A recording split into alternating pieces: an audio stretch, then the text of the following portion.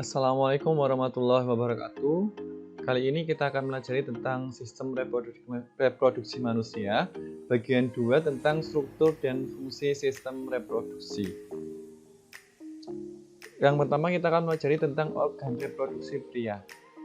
Organ reproduksi pria itu terdiri dari organ reproduksi luar yang berwarna biru ini, keterangannya, dan organ reproduksi dalam yang berwarna hitam ini.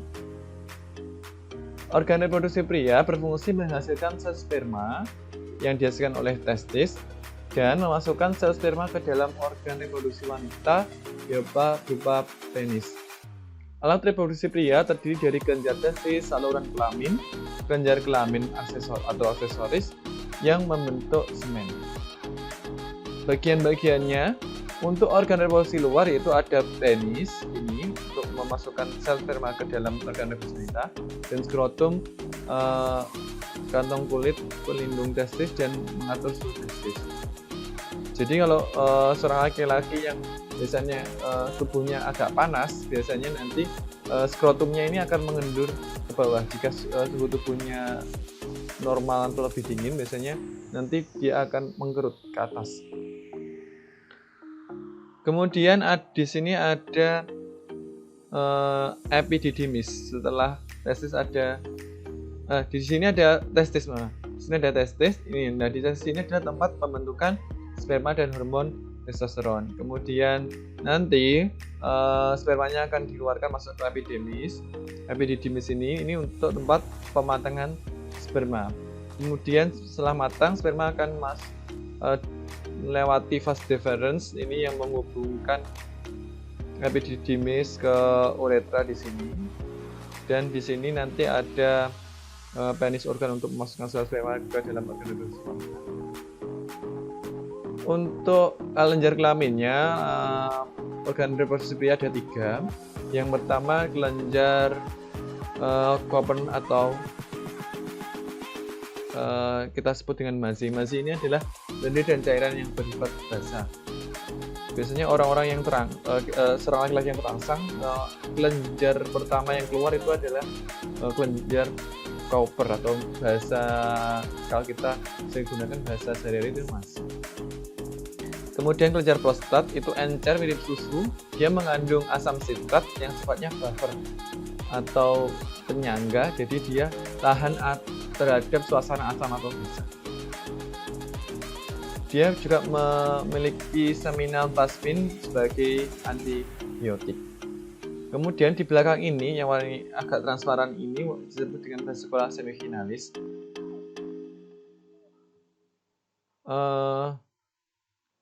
Dia adalah cairan yang warnanya kental, kuning, bersifat basah, mengandung mukus, gula fruktosa, hormon stadin, dan enzim penggumpal. Ini adalah zat-zat makanan dan ada zat yang digunakan untuk kebutuhan dari sperma yang nanti akan dikeluarkan oleh yang dihasilkan oleh testis. Ini penjelasannya secara ringkas. Kelenjar testis itu berjumlah sepasang, jadi ada kanan dan kiri. Disusun oleh banyak lilitan-lilitan yang yaitu tubulus seminifekus panjangnya sekitar 200 meter. Dia berfungsi sebagai organ penghasil sperma yang dihasilkan sebagai kelenjar hormon menghasilkan testosteron. Kemudian saluran kelamin, saluran yang berfungsi mengangkut sel sperma dari testis keluar dari tubuh, berturut-turut mulai dari epididymis tadi, yang hasil dari pematangan sperma sampai nanti terakhir adalah di uretra. Kelenjar kelaminnya ada 3 tadi, ada vesicula semifinalis, prostat, dan uretra atau disebut dengan kelenjar Cowper yang akan menghasilkan mazi tadi. Organ reproduksi wanita berfungsi selain menghasilkan sel ovum juga berfungsi menerima sel sperma dan memberikan tempat berkembang bagi embrio yang tumbuh setelah fertilisasi. Nanti akan saya jelaskan tentang fertilisasi di bagian selanjutnya. Yaitu hanya terdiri oleh ovum, saluran kelamin, dan kelenjar kelamin atau aksesoris. Ini adalah bagiannya, yaitu ovarium. Ini adalah tempat menghasilkan sel telur. Setelah sel telur matang, maka akan ditangkap oleh infus di bulung. kemudian masuk ke tuba fallopi, ini tempat terjadinya ventilasi, kemudian uterus, rahim, ada sisi kanan, kiri, dan bagian atas. Kemudian di sini ada mulut rahim atau serviks, dan di sini adalah vagina, tempat saluran bayi yang nantinya lahir dan sebagai alat reprodukasi. Organ reproduksi wanita adalah ovarium. Dia bisa mengandung ribuan folikel yang tiap folikel mengandung satu ovum. Kemudian mengandung di dalam organ reproduksi wanita juga ada saluran kelamin yang menghubungkan ovarium ke uterus. Terdiri dari berturut-turut infundibulum, tuba fallopi, uterus atau rahim, dan vagina. Di dalam organ reproduksi wanita ada kelenjar kelamin, itu kelenjar polydilum yang menghasilkan cairan ruang vagina yang berada di daerah vagina. Proses yang berlangsung di dalam organ reproduksi. Di dalam laki-laki itu terjadi spermatogenesis, sedangkan di perempuan terjadi oogenesis.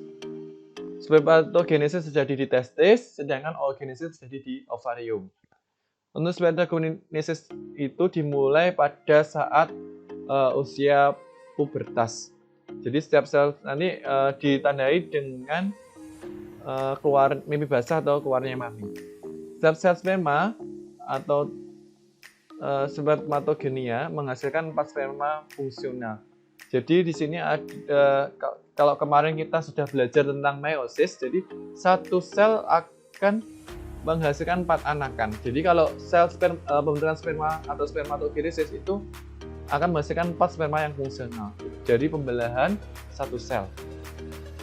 Awalnya dimulai dengan spermatogonia, kemudian menjadi spermatosit. Kemudian spermatosit akan mengalami meiosis, 1 akan menghasilkan spermatosit sekunder, 2 anakan. 2 anakan dari 2 spermatosit sekunder tadi akan menghasilkan 2 anakan lagi, yaitu spermatid, dan nanti akan menghasilkan 4 sperma yang sifatnya haploid atau sifatnya setengah dari induknya. Oogenesis ini berbeda. Jadi 1 kali pembelahan itu hanya akan menghasilkan 1 ovum fungsional, sedangkan 3-nya tidak fungsional, disebut di badan polar. Terjadi di ovarium untuk membentukkan ovum. Di sini juga terjadi saat dimulai, itu sudah mulai sejak orang wanita itu masih embrio dan diteruskan sampai dia pubertas. Sel oogonia awalnya itu akan berkembang menjadi oosit primer. Oosit primer akan melalui pembelahan meiosis 1 menghasilkan oosit sekunder dan badan polar 1. Sedangkan oosit sekunder tadi akan membelah menjadi meiosis 2, akan menghasilkan 1 sel ovum haploid dan 3 badan polar. Untuk wanita itu, jika tidak terjadi pembuahan pada sel telurnya, dia akan mengalami siklus menstruasi. Siklus menstruasi itu terjadi 4 fase, yaitu menstruasi, fase pro-ovulasi, ovulasi, dan pasca ovulasi. Pada saat menstruasi itu terjadi peningkatan hormon FSH. Dengan meningkatnya hormon FSH ini akan setelah mendekati akhir masa menstruasi, maka hormon estrogennya meningkat, akan mengakibatkan hormon FSH-nya agak menurun dan hormon LH-nya akan meningkat juga pada masa praovulasi. Pada saat ovulasi, mendekati ovulasi, akan terjadi pada saat praovulasi, dinding rahim itu akan menebal. Jadi ini dinding rahim akan menebal. Kemudian estrogennya akan meningkat.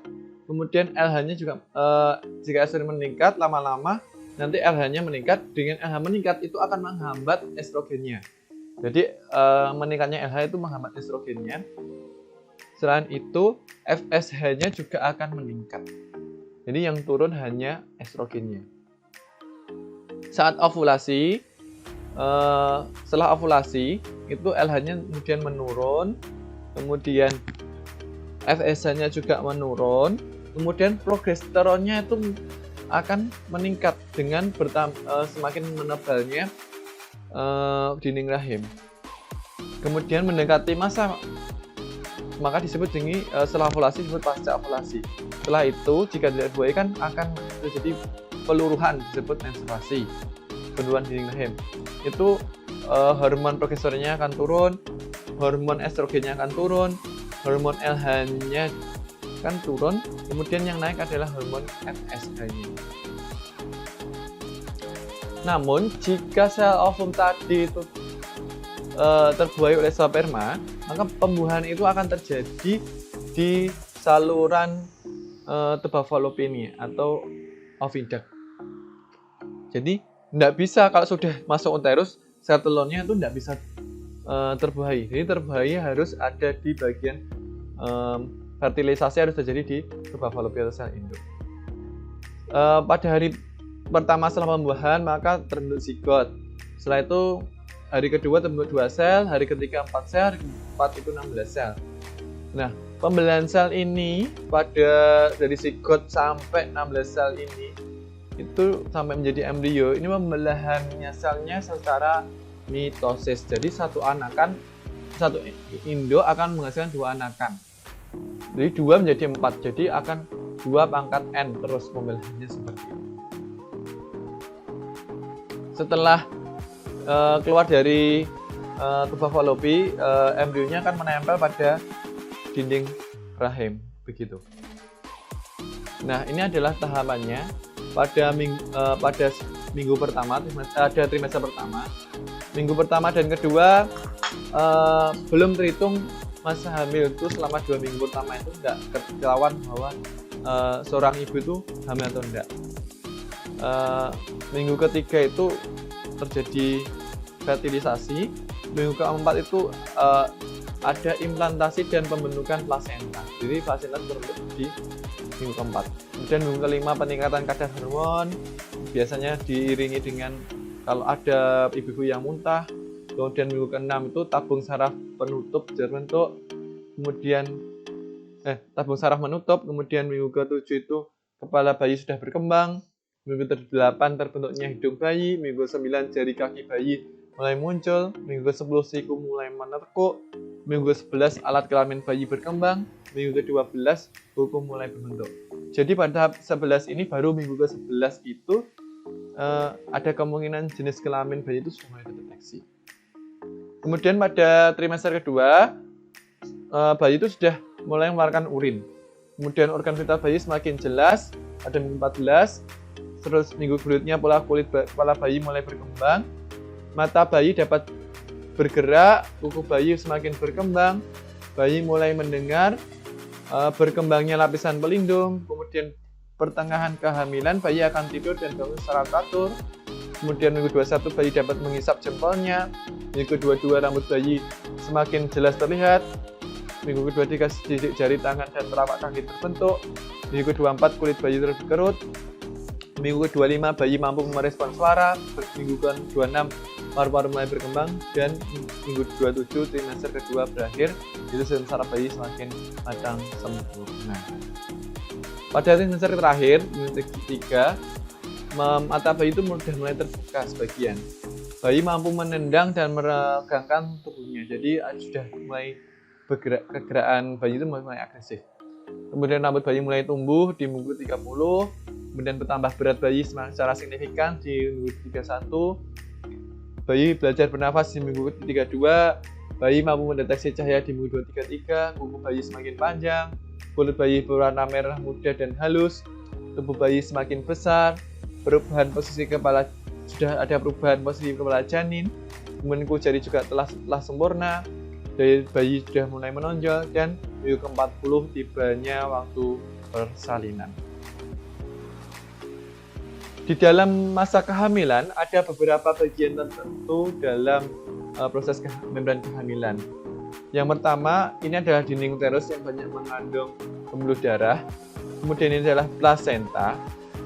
Plasenta ini kalau di istilah bahasa Jawa disebut ari-ari. Kemudian dari plasenta ini akan ada seperti usus yang menjulur ke dalam pusar bayi, disebut dengan allantois atau tali pusar. Kemudian ini adalah fetus, adalah bayinya. Bayi itu dilindungi paling luar ada namanya membran chorion, seperti kalau di telur itu ada namanya cangkang telur. Kemudian ada lapisan lagi namanya membran amnion.